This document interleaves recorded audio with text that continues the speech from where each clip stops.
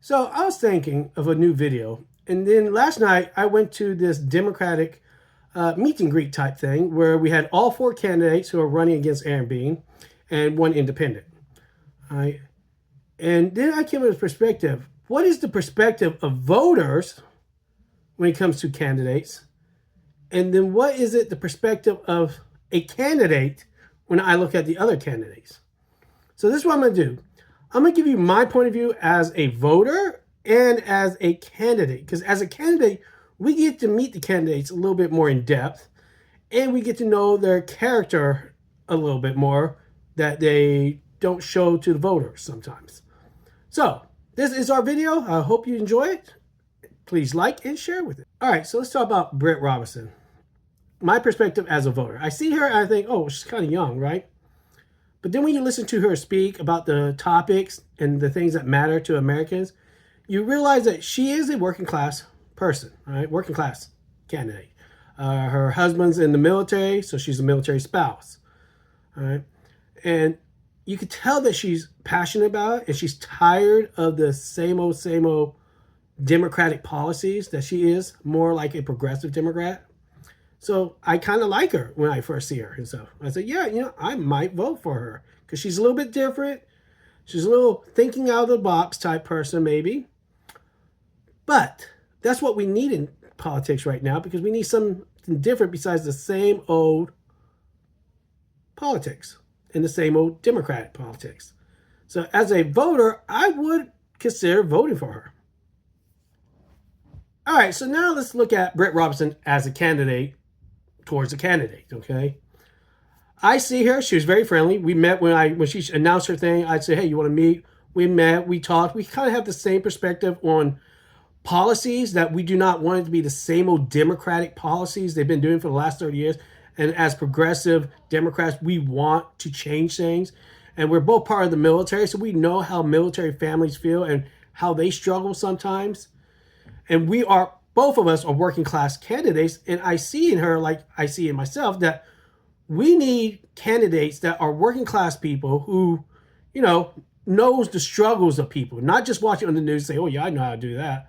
So that's why I kind of like her as a candidate, right? And another thing, she does not have a lot of money too. She invested like $725 of her own money into her campaign. And then the rest, like $4,000, came from contributions, probably from friends and families and stuff. All right. So she is a candidate that needs money and donations, but she's still willing to keep going out there every day, even though she doesn't have the money for it. And that's why I kind of like her as a candidate, because she reminds me of me, but just a little younger. All right, let's do my perspective as a voter to our next candidate, Michael Kerwin. When I first see him, I see it just like this. Another white rich guy trying to buy his way into Congress. And we've seen this many times. People who have money push their way into Congress, lawyers, business people who have money, and then they actually never do anything when they actually get there. They have no new ideas, new perspectives, a way to turn it upside down and find a new way to fix Social Security or healthcare in America. They just keep using the same Democratic playbook. And he seems like that. He seems like one of those standard Democratic politicians. And this guy, he puts $100,000 of his own money into his account. And he has over like $300,000 altogether, almost $400,000 in his campaign account I'm assuming from other rich candidates and stuff, because I know for a fact most Democrats don't have money to donate. So I'm assuming he got most of his money from either friends who are rich or businesses that want to donate to him that are rich. That's my perspective when I see Michael Kerwin, when I first see him, like as a voter, right? Just another white guy trying to buy his way to politics. All right, so my point of view as a candidate when it comes towards Michael Kerwin. Now, I met him back around September, October during this guy's Jolly, who's running for governor for Florida. I met him. We were kind of polite. We said hello. He said hello back to me. His speech was kind of like iffy a little bit, like he was kind of nervous or he didn't do much preparedness, I guess. But then I met him in other events, and he will always come up to me, say hello, Ricky, hello, and we talk a little bit and stuff. And yeah, so he's very polite. He's very nice as a candidate. So he's not fake and stuff. And he seems his policies seem like the run of the mill Democratic line all the time. Like he doesn't have any new perspective. He's pretty much going with the standards Democratic view of how to fix Social Security, healthcare, and stuff, which is kind of disconcerting that he doesn't bring new ideas to the table. But overall, like I said, he's a very nice person, but he's a guy who has money, and that kind of deters me because over the last 30 years, we've seen people with money never really fix anything. And when they get into office, that power gets them, and then they end up doubling their own wealth and leaving us in the cold as voters. But like I said, Michael Kerwin is a very nice man. All right, so let's do my perspective as a voter on LaShonda Holloway, or LJ Holloway, she likes to go by. Now, I mean, I did vote for her in 2024, but I didn't do my research. I just checked the box, and which was stupid of me. And I always tell most people now, get to know the candidate first.